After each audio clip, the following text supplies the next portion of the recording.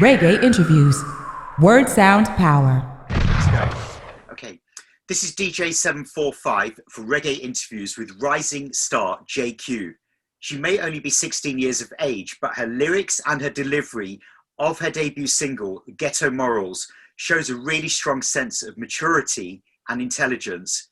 JQ, welcome to Reggae interviews. How are we doing today? I'm doing fine, and thank you so much for having me. Okay, well, do you know what? I really say this is a true honor and a blessing to be able to talk to you about your brand new single, the debut single, and obviously other projects and things that are up and coming in 2021 as well. First of all, I have to say to you, congratulations on the release of that debut single, Ghetto Morals, being produced by Sheldon Collie Budd Stewart, and I believe it was voiced at the legendary studios of Bobby Digital. Yes, it was. Thank you. I imagine it's been a bit of a whirlwind for you, though. Yes, it has.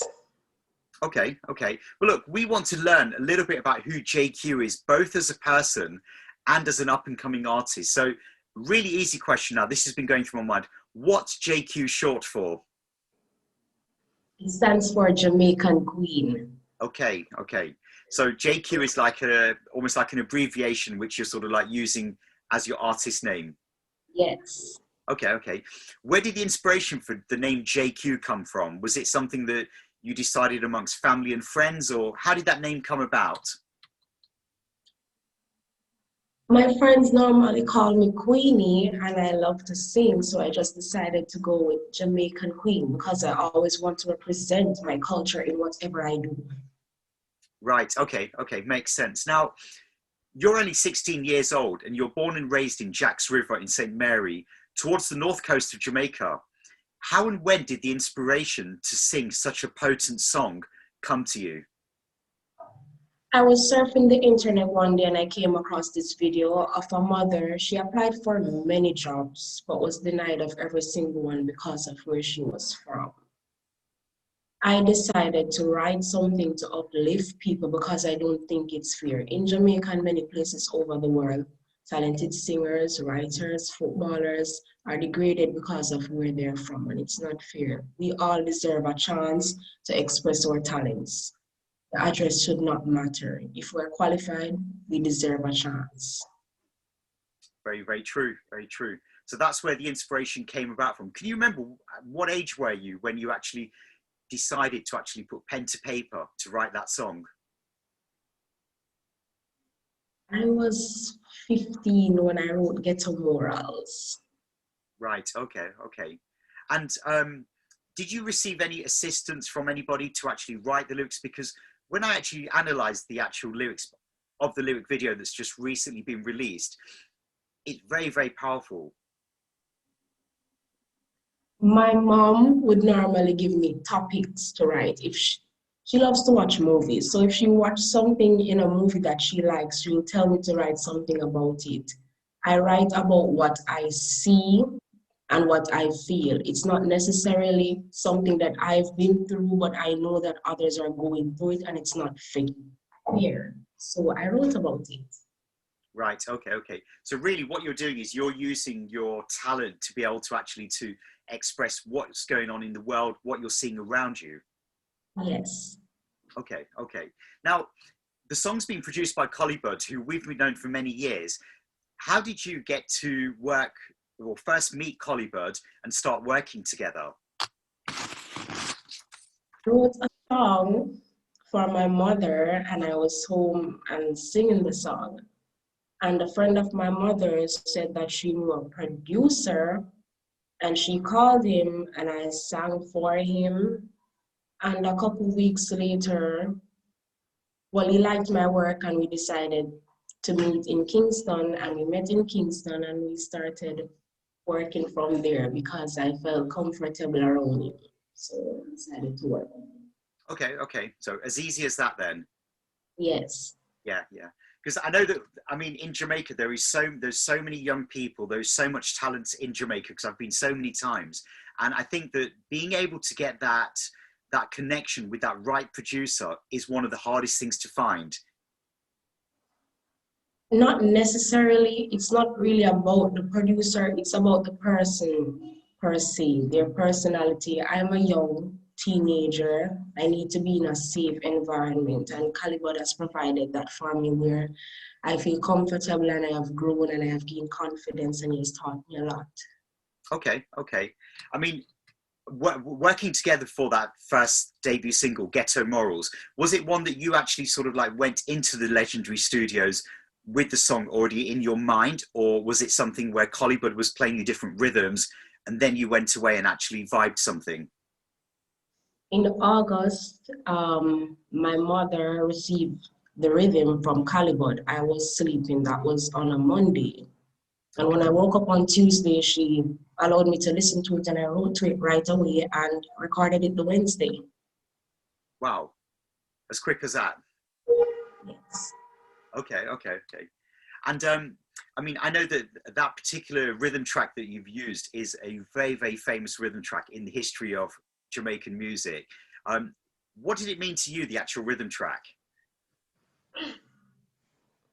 I'm young, but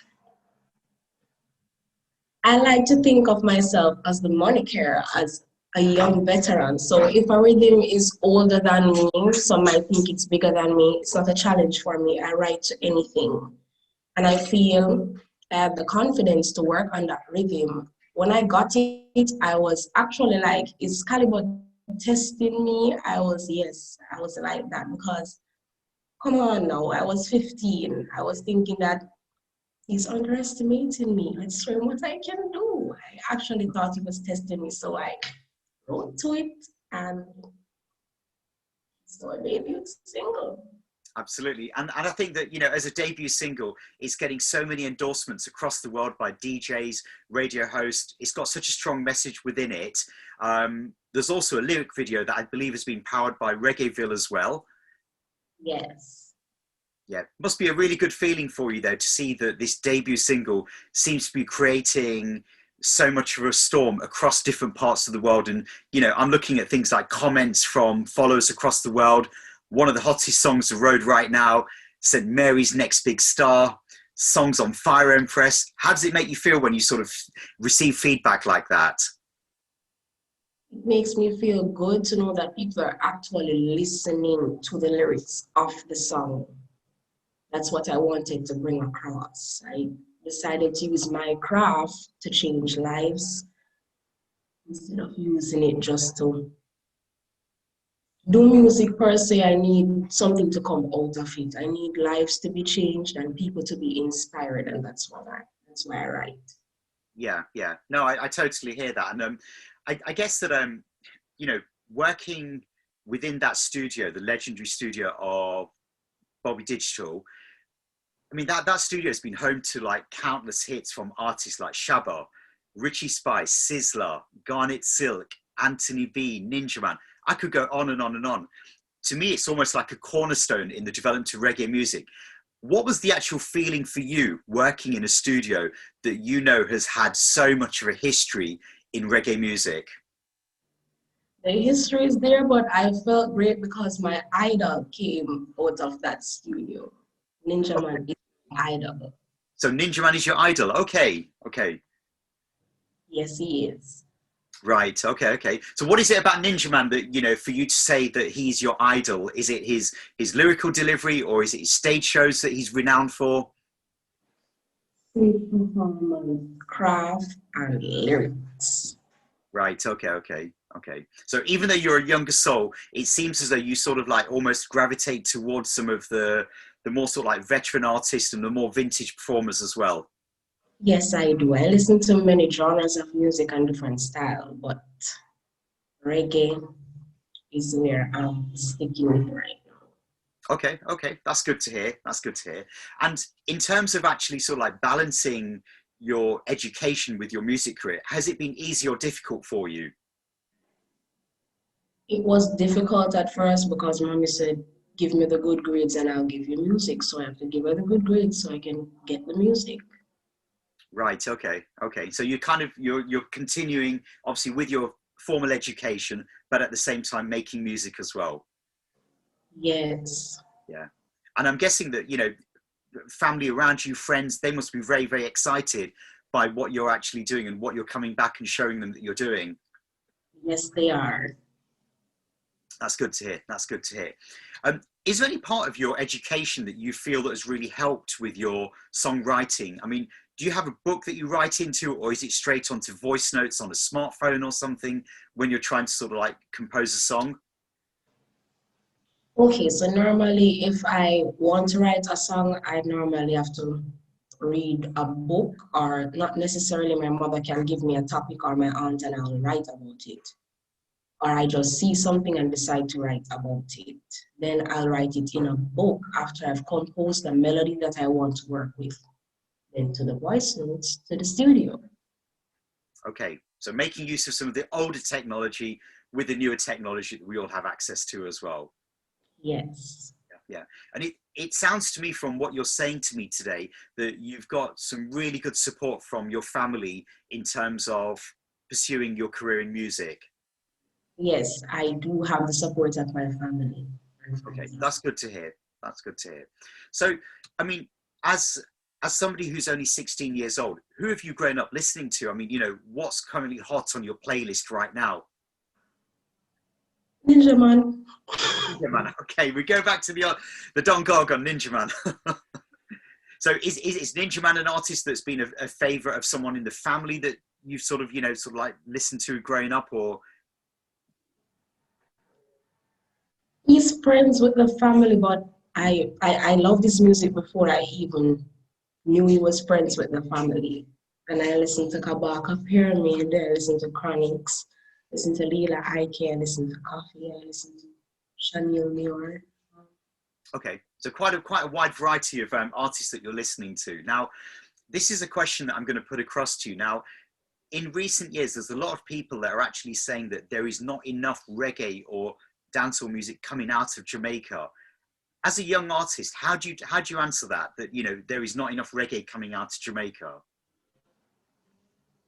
Not to say that there's not enough reggae coming out of Jamaica, cultural reggae. A lot of these artists are crossing over reggae with dancehall. I stick to roots and cultural reggae. Okay. Okay. And, you know, in terms of other work that you're doing with Collie Budd, is there sort of like plans for a debut EP or an album project that you're working on? You will get more music very soon, in May maybe. Okay, so we've got to watch this space for that new music then. Yes, sir. Yeah. Okay. I mean, we've sort of like heard little snippets that there might be other singles, like there's a song called Where Could I Be Without You, Mama? Maybe. Maybe. Okay. And I think that there's also a collaboration that we've heard, a song called Island Girl as well. Yes, there's a collaboration with me and Simatic. Okay. So there's some more works that we've got to look out for as well. Yes. Yeah. I mean, where you're sort of like based or where you've grown up and is St. Mary, which is like a bed for reggae artists that are very, very sort of well-known people like Josie Wales.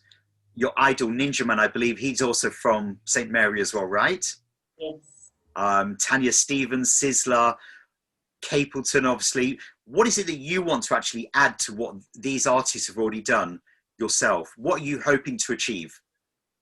Well, you can't recreate something that's already there, so I'm hoping to use my different style and crafts to add to the world of music. That's what I'm hoping to achieve, and I'm also hoping to be a Grammy winner. Wow. Okay. So you're. It sounds like you're almost setting the aspirations really high up there in terms of what you want to achieve musically. Yes, I am. You are. Okay. Now, the question that I wanted to ask you was that as a young person, you're very active, I think, on social media, Instagram and things like that. And on one of your Instagram posts, probably about a month or two ago, you sent out a message to the Prime Minister, Andrew Holness. Yes, I did. You did. Andrew Holness has, just so that our viewers are aware, that Andrew Holness, he's made a speech about the state of the music coming out of Jamaica in the last few decades. And I think he went as far as saying that the music that is being produced is devaluing our culture. Now, to me, that's a really big statement to make as the Prime Minister. How do you feel about that as a young artist that's making clean, conscious music? Well, he doesn't know me, so I'd say he was referring to other artists. But I think there is good music coming out of Jamaica. It's just that the gun context is overpowering the good music. That's what I think. Mm. And I think that you're absolutely right there, because I think that the music in Jamaica almost goes in like sort of like cycles or waves, where we'll have like a resurgence of more conscious music coming out, but then all of a sudden it will get dominated or taken over by the negative lyrics, the gun lyrics, the songs and the lyrics degrading females and things like that. So, you know, I feel as though we're going through one of those sort of cycles at the moment. And you know, I disagree with what the Prime Minister has said, that the music's been, you know, sort of negative for the last few decades, because, you know, that there are so many great conscious artists that we've had coming out of Jamaica in the last few decades. It's true. I don't think it's true either. It's just that he's hearing the gun context and not the positive music. Yeah. Now, obviously, in terms of an artist, I'm presuming that you've not really had a chance to actually go onto any live stage shows because of the pandemic that we're all living in. Are you hoping that the restrictions, the curfews will be lifted, that will allow you to actually perform live on stage? Yes, I am hoping and praying also. Okay. But I guess at this time, I guess you're able to use this time where, you know, we have these lockdowns and curfews to be able to sort of like refine your craft, refine your skill, so that when you do go onto that stage, you're completely sharp. Yes, I am working. That's good. So in terms of this debut EP, do we have any sort of like dates, any titles, anything that you can share with us at the moment, or is it still to be announced? I can't share that kind of information right now, but you guys can expect good music from me. More good music. Okay, well, look, we're definitely going to look forward to that, because I know that when you're working with somebody, like I said, like Collie Budd, we are guaranteed that we're going to get real quality music. I want to give thanks for your time today, just sharing a little bit about your journey today. And we definitely look forward to hearing more music from JQ over here in the UK and across other parts of the world as well. Just before you go today, a message to the people that have listened to the lyrics of Ghetto Morals. I need you guys to take the time out and listen to the lyrics of this song and understand that it's the lived reality of many persons across the world. And if a hustler in the ghetto is what you have to be to fight the odds and free yourself from the heart of poverty, do it. The ghetto does not define who you are. You can rise above it. It's your choice to work towards it. Very wise words there. JQ, from everyone here at Reggae Interviews, we give thanks for your time today. One love. Thank you for having me. Reggae Interviews. Word Sound Power.